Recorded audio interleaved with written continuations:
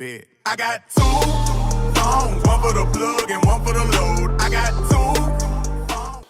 Bonjour à tous et bienvenue dans la première édition de la revue Sport de la semaine. On va voir un peu tout ce qui s'est passé la semaine dernière du côté de League of Legends, du côté des compétitions, etc. Vous voyez un peu sur un côté, je sais pas quel côté, tous les sujets qu'on va parler. On commence avec les news.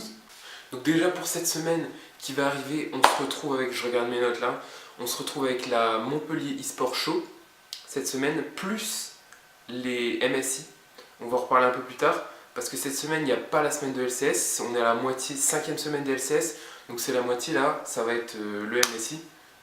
On va en parler un peu plus après.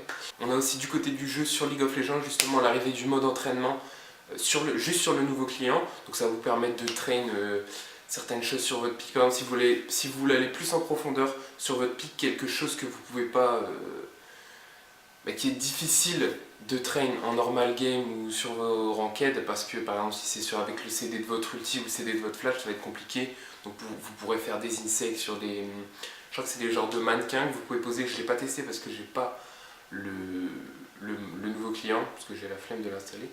Donc vous pouvez vous entraîner à faire des insects ou des trucs comme ça, des jumps de wall avec Riven, ou voilà quoi.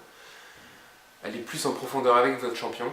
Ensuite, en début de semaine, si vous êtes sur Twitter, vous avez sûrement vu cette annonce d'Eclipsia qui va faire une genre de télé-réalité avec TF1, en partenariat avec TF1.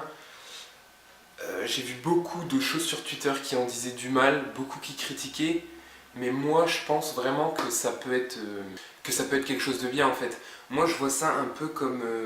avant je vais vous expliquer ce que c'est. Donc Eclipsia et TF1 ont décidé de faire une télé-réalité avec 5 filles et 5 garçons de niveau des pro gamers, ils disent. Donc voilà, c'est un peu un terme un peu flou parce qu'on ne sait pas vraiment ce que c'est un pro gamer. Un pro gamer c'est quelqu'un qui va être qui va jouer de manière professionnelle, donc qui va être rémunéré pour ça. Donc est-ce que ce seront des joueurs, des anciens pros, plutôt des joueurs déjà qui ont une communauté, ou des joueurs juste challenger ou de haut niveau sur ladder, on ne sait pas encore.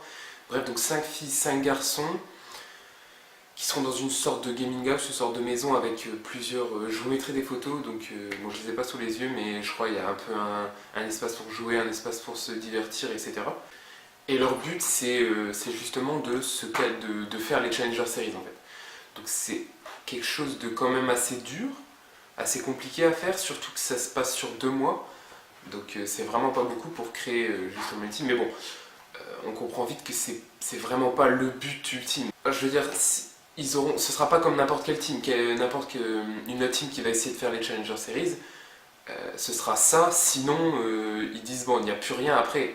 Tandis que là, c'est vraiment, il y aura un suivi donc avec sur plusieurs TV, des récaps de ce qui se passe et tout. Ce sera filmé 24 heures sur 24 en fait, un peu comme Secret Story, il compare ça à Secret Story. Parce que clairement, c'est pas pour être misogyne, mais si on veut une équipe optimisée, on prend pas 5 filles. Parce qu'il y a moins de chances d'avoir de bons joueurs filles que de bons joueurs garçons, étant donné qu'il y a moins de filles qui jouent que de garçons, donc déjà c'est se tirer une balle dans le pied. Donc raison de plus pourquoi ce but est un peu ridicule, mais bon, il en faut un, donc ils en ont fixé un. Mais bon, je pense les 5 filles, c'est surtout pour retrouver le côté des télé-réalités sur la TV. On va retrouver les dramas, les histoires de cul, les histoires d'amour et tout. Ça va créer quelque chose. Les viewers auront envie de regarder ça, en plus de juste la compétition sur League of Legends. Ça rajoute quelque chose d'autre. League of Legends, ce sera un prétexte pour ramener quelque chose en plus sur le stream, justement. Parce que moi, je vois ça comme le futur du streaming, en fait. Si on prend, par exemple, les streams sur LoL qui font le plus de vues, ce sera la Team EC, Domingo en Stream Team, qui peuvent aller, je sais pas, de 15 000 à 20 000 viewers. C'est vraiment ça ce qui fait le plus de viewers, parce qu'en tant que viewer, moi aussi ce que j'aime bien voir, c'est avoir le vocal des joueurs dans un esprit tryhard, etc. C'est ce qui plaît aussi, je pense, à beaucoup d'autres viewers. Donc on a déjà ce côté qui va plaire aux viewers, ça c'est une base sûre, on sait que ça va plaire aux viewers, et là on va rajouter du drama, des histoires de cul, on va rajouter une sorte de starification, c'est-à-dire que c'est des personnes qui vont développer une personnalité. Déjà, je crois que sur les conditions, il y a un truc sur la personnalité, je sais plus quoi. Enfin bref, en tout cas, ce sera pareil que sur la télé-réalité en télé. On aura des phrases qui vont ressortir, des personnes qui vont ressortir par rapport à leur personnalité, ça va faire accrocher les gens, ils pourront se reconnaître dans certaines personnes, etc. Mais c'est là aussi qu'on peut se poser la question, ce sera qui comme personne, quoi. Ce sera des joueurs déjà connus, des joueurs pas connus, juste forts, ou pas connus, ou pas forts et connus, on ne sait pas encore. Ensuite, je voulais parler un peu de télé-réalité, parce que qu'on aime ou qu'on n'aime pas, je trouve ça quand même intéressant. C'est-à-dire, moi je suis pas spécialement fan de télé-réalité qu'on va voir à la télé, genre Secret Story, Les Anges à mon cul, etc. Mais je trouve que par exemple les vlogs sur YouTube, je considère ça comme de la télé-réalité. Moi il m'arrive de regarder des vlogs de personnalités que j'aime bien, qui m'apportent quelque chose ou que j'apprends ou juste que je trouve cool, marrante, voilà quoi. Là c'est bien parce que plus que de la télé-réalité, il y aura aussi un petit objectif. On va être dans la peau de joueurs pro dans une gaming house. C'est quelque chose qui a jamais été fait et ça allait être fait à un moment ou un autre. Je pense que même, je me demandais pourquoi ça s'est pas fait avant, mais si Exceptional l'aurait pas fait et TF1, quelqu'un d'autre l'aurait fait, c'est sûr et certain. Donc oui, je disais que c'était le futur du stream parce que je pense que dans 5 ans, on en aura marre de voir des solo queue, des mecs en stream jouer dans des box à des solo queue. Enfin, il y en aura toujours, je pense, mais ça va tourner en boucle, ça va tourner en boucle. C'est la suite logique en fait, il faut évoluer, répondre à la demande des viewers qui sur internet, on est beaucoup voyeurs, on aime bien voir la vie des autres, comment ça se passe, ça c'est naturel, c'est l'homme, on est tout le temps comme ça, on aime voir comment les gens vivent, comment eux font chez eux, et voilà, pour moi c'est vraiment quelque chose de bien, même si on n'aime pas la télé-réalité, je pense que les premiers à critiquer sont les premiers à être devant quand ça va sortir. Ils n'ont pas encore annoncé de date, je crois. Mais voilà, on verra bien ce que ça va donner. Moi, je suis très très très curieux. Dites-moi ce que vous pensez aussi dans les commentaires. Ça m'intéresse. Après ce que je viens de dire, parce que j'ai vu beaucoup de commentaires qui crachaient justement sur ça. Et je comprends pas trop. Souvent, l'argument principal, c'était que ça allait décrédibiliser l'e-sport, mais je pense qu'il faut arrêter de voir l'e-sport comme quelque chose de sacré, de pur, ça sert à rien. Enfin les gars, je sais pas, par exemple si on prend le sport, c'est quelque chose de populaire, il y a des dérives, bon c'est tout, c'est comme ça, comme partout il y aura des dérives, des choses qui vont pas forcément être bonnes, mais faut évoluer, faut pas rester juste dans le stream box solo queue, voilà, c'est mon avis sur ce sujet, je vous invite à donner le vote dans les commentaires. On passe à la suite, on va passer tout de suite aux résultats pour cette 5e semaine de LCS, donc la dernière de cette première partie de LCS, juste avant les MSI. On a eu jeudi comme premier match Gamers2 comme UOL, c'était le match de la semaine, le match à voir des deux équipes du top 2, top 3, ça dépend avec H2K. Donc G2 eSport qui a tout simplement mis un 2-0 à UOL. On ne pouvait pas être sûr de l'issue du match, mais G2 a montré sa dominance sur les équipes DLCS Europe. Et donc après avoir battu H2K la semaine dernière, ils battent UOL et donc confirment leur première place. Carrément. Ensuite, toujours jeudi, le deuxième match c'était Splyce contre Fnatic, donc aussi un match où on ne pouvait pas deviner l'issue. On ne savait pas encore ce que donnait vraiment Splyce. Fnatic, deuxième semaine avec Broxas, on en reparlera aussi, donc leur nouveau jungler qui remplace Amazing. Ça a fait 2-1 pour Splyce. Fnatic qui a quand même réussi à prendre une équipe à Splyce qui était quand même une grosse team la saison dernière. Ensuite, vendredi, on a eu Vitality contre Misfit, donc un gros 2-0 contre Vitality. C'est normal, hein, Vitality qui sont vraiment pas terribles ce split. Donc un split très compliqué pour Vitality. On a eu le remplacement des supports, donc AOD revient support chez Vitality.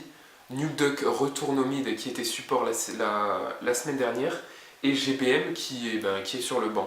Ça c'est un peu... Ça a été pas mal critiqué aussi parce que GBM a quand même montré quelque chose de bon la semaine dernière et on remet Nukeduck au mid qui... Ça fait quand même un bon moment que Nukeduck galère, bon... Bizarre. Ensuite, deuxième match de cette journée, Giants contre H2K. 2-0 pour H2K, ça c'est obvious aussi. Giants qui est une équipe du bas de tableau. Même si... Je pense que ça va être bas de tableau mais top du bas de tableau top du bas de tableau pardon. avec Memento, leur jungler que j'aime beaucoup, qui fait des bonnes choses, j'aime beaucoup, qui doit un peu porter son équipe. Donc 2-0 pour H2K, une des meilleures teams aussi en Europe, voilà. Dernière semaine, Splyce Rocat, 2-0 pour Splyce Rocat, qui est vraiment une des toutes dernières équipes, ça doit être top 3 du bas de classement. Donc victoire de Splyce, encore 2 victoires pour Splyce cette semaine. Dernier match, Fnatic Origen. Heureusement pour Fnatic, j'ai envie de dire, on gagnait 2-0. Parce qu'Origen, ça doit être vraiment la dernière équipe des LCSEU. Donc voilà, c'est tout pour cette 5e semaine de LCS. Maintenant, je vais vous afficher le tableau des classements. On se retrouve dans le groupe A avec G2 en premier, suivi de Misfit et Fnatic. Et donc les 2 dernières teams, Giants et Rocat. Giants devant Rocat, comme je l'avais dit, c'est une équipe du top bas de tableau. Ensuite, groupe B, Unicorn et H2K, les 2 plus grosses teams du groupe B. Ensuite, logiquement, c'est Splyce en 3e et les 2 autres teams en dessous, Team Vitality et Origen. Origen avec encore 0 victoire, donc tout en bas. Ensuite, je vais aussi vous dire ce qui s'est passé pendant les Challenger Series. Ensuite, on va voir tout de suite les Challenger Series. Donc ce dimanche, on a eu comme premier match Fnatic contre Schalke. Schalke qui est l'équipe dominante actuellement dans les Challenger Series, qui ont des gros joueurs, des joueurs avec beaucoup d'expérience, qui ont fait les LCS, qui ont fait les Worlds. Contre Fnatic Academy, une équipe en qui on voyait un réel potentiel en début de saison Challenger Series, mais qui a été amputé de son jungler Broxa qui est monté dans leur line-up LCS. On a eu Dan la semaine passée, ça s'est vraiment pas bien passé. Il se faisait complètement out jungle, je sais plus c'était contre qui le match, mais peut-être Millennium, je sais plus, mais ça s'est très mal passé. Et là, on a eu Kikis qui ne peut pas participer, je ne sais plus jusque quand, mais qui a dû se faire hospitaliser. Du coup, ils ont eu un top remplaçant, Zergot, qui est je crois Master 100 LP, quelque chose comme ça. Donc ils se sont fait écraser 2-0 contre Schalke, hein. C'était prévisible, hein. Ils ont plus leur jungler talentueux. Ils perdent Kikis, qui je pense, qui était leur joueur avec le plus d'expérience et qui était sûrement leur short caller. Ils ont perdu, ils se retrouvent avec deux nouveaux subs. Ils peuvent rien faire de bon, c'est très très difficile pour cette équipe. Ensuite, juste après, on a eu Kinguin contre Millennium. Donc ça fait 1-1. Bon, un peu décevant pour Millennium, on les voyait chaud avec la semaine dernière, mais bon, c'est déjà ça. Et ensuite, le dernier match, c'était Misfit Academy contre PSG. 1-1 aussi. Donc Paris Saint-Germain qui réussit à prendre sa première victoire. Ensuite, pour le tableau, on se retrouve avec Schalke en première place. Je me mouille pas trop, mais je pense qu'ils vont être invaincus pendant cette saison. Juste en dessous, en égalité, Team Kinguin, Misfit Academy et Millennium à 4 points. Juste en dessous, Fnatic, qui je pense vont rester, ils vont pas bouger du bas de classement. Ça va être compliqué pour eux. Et juste en dessous, Paris Saint-Germain, les derniers, avec juste un seul point. Ensuite, j'ai envie de vous parler un petit peu des vlogs de Reckless. Donc, si vous ne savez pas, Reckless fait des vlogs sur sa chaîne après chaque semaine de LCS. Donc, dans son vlog de la semaine 4, Reckless nous dit que Mazing n'avait pas vraiment de synergie avec ses lanes. C'est pour ça qu'ils ont décidé de ramener Broxa dans l'équipe principale de Fnatic et de voir ce que ça donne. Pendant 2 semaines, ils avaient annoncé 2 semaines pendant le LCS, donc les 2 semaines avant la coupure du MSI. Et on avait vu aussi dans un article de Lolisport que Broxa était interviewé. Broxa est danois comme Caps, ils ont joué auparavant dans certaines équipes. Donc ça pourrait être beaucoup plus facile pour eux de créer une synergie efficace et de créer quelques bonnes surprises si ces deux joueurs sont en forme. Et qui sait peut-être porter Fnatic au plus haut, surtout que ces deux joueurs sont des joueurs avec un énorme potentiel qui vont évoluer et devenir de plus en plus forts. Leur marge de progression est énorme comparé à d'autres joueurs qui sont là depuis longtemps et qui, leur niveau a tendance plus baisser qu'à augmenter. Ils sont arrivés un peu à un cap. Et justement, toujours dans ce vlog 4 de Reckless, il a annoncé que pour la deuxième partie du Spring Split, ils vont revenir encore plus forts. Donc après le MSI, on va voir ce que ça va donner. Il avait fait aussi un petit point sur Kennen ADC. Pourquoi il le jouait? C'était le seul à le jouer en Europe. Donc c'était la semaine passée, il avait joué un Kennen. Et il a donné les raisons pourquoi il le pique. Donc il a dit que les ennemis ne savent pas jouer contre ce pick. Et ne savent pas ce que ça peut apporter en fait. Donc ils ne sont pas habitués à jouer contre un Kennen. Il dit que ça rend ses adversaires nerveux et qu'ils jouent plus safe. Ça les met dans une situation inconfortable et les fait jouer différemment. Autre chose importante avec les nouvelles résolutions, il a dit qu'il ne boirait plus d'alcool et qu'il allait go muscu plus sérieusement, donc ça c'est bien. Pour son vlog 5 de cette semaine, il est revenu sur Broxa un peu. Et il a dit que malgré les games, donc ils ont perdu 2-1 contre Splice, il a senti une réelle amélioration et que la défaite contre Splice n'avait rien à voir au fait que ce soit un nouveau juggler et que ce soit Broxa, mais plus des problèmes de team global. Ensuite pour les MSI qui se déroulent cette semaine, on a eu des changements. Donc à la base il devait y avoir Cloud9 dans ces teams qui vont participer au MSI.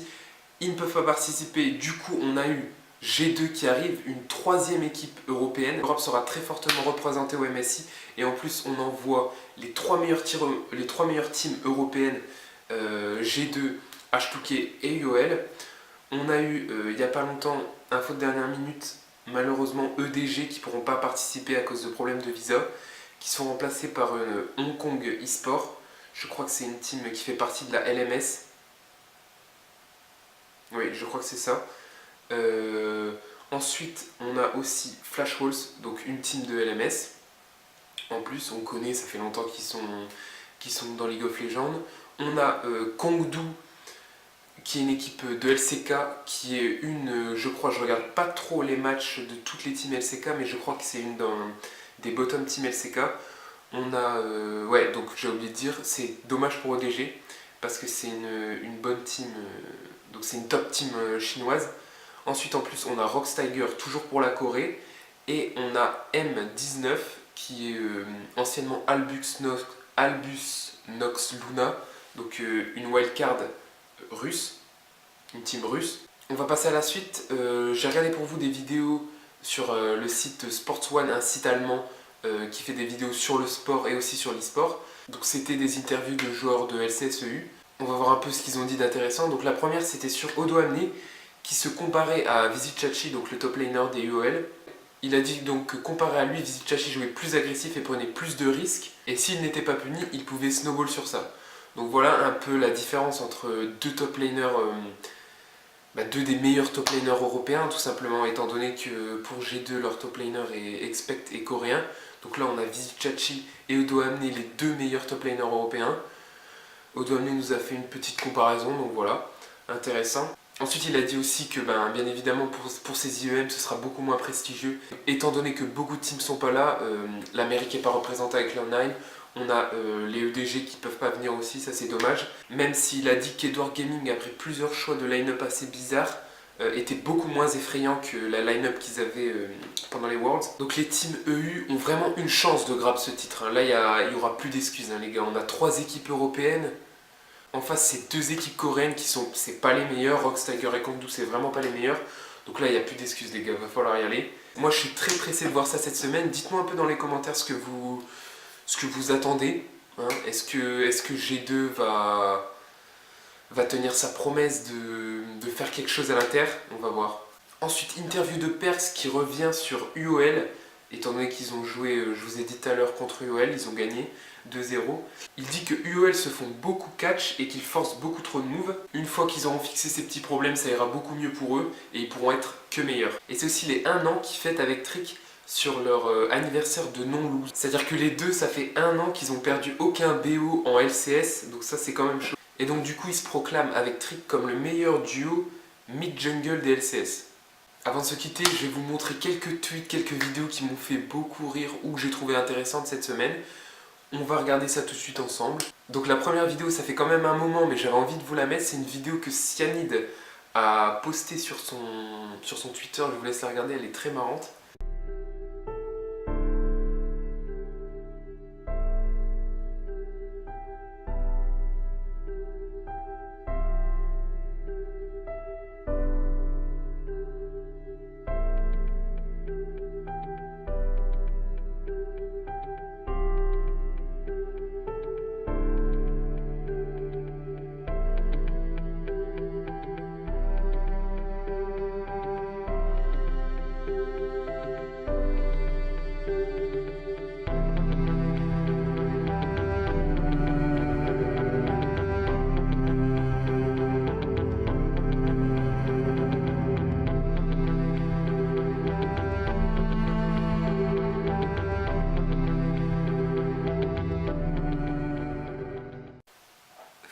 Donc voilà, je sais pas vous, mais moi, elle me fait beaucoup rire. On a des autres images du public à Berlin avec la petite pancarte Only came to serve Perks Inti.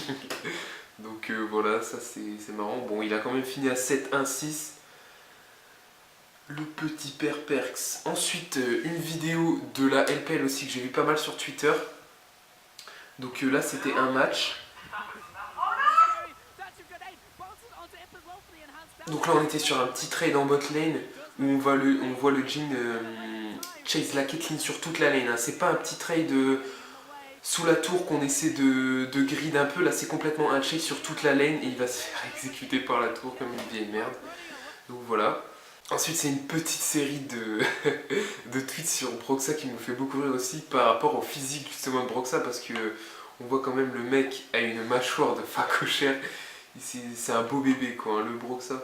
Du coup, voilà, je vous mets les tweets. Un tweet du co-coach de Fnatic qui dit que s'il en voit un qui fait des commentaires par rapport à la draft de Nico, il va le renvoyer Broxah. On a aussi un autre tweet, si tu vois ce mec en bois toucher le cul de ta meuf, qu'est-ce que tu fais?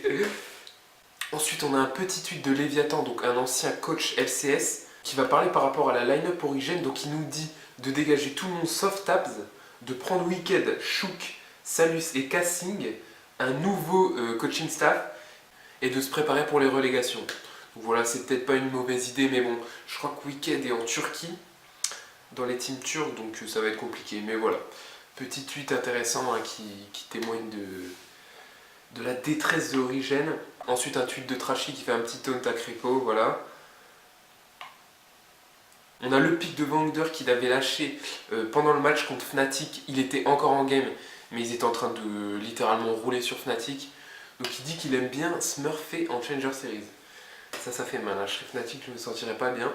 Voilà, c'est tout pour cette vidéo. Merci de m'avoir écouté jusqu'au bout. J'espère avoir rien oublié et j'espère vraiment que ça vous aura plu. J'ai bien aimé faire cette vidéo, donc on se retrouve normalement la semaine prochaine. N'hésitez surtout pas à me donner votre feedback dans les commentaires, ce que vous aimeriez me voir parler, ce que je peux améliorer, etc. Je vous souhaite une très bonne semaine. À la prochaine.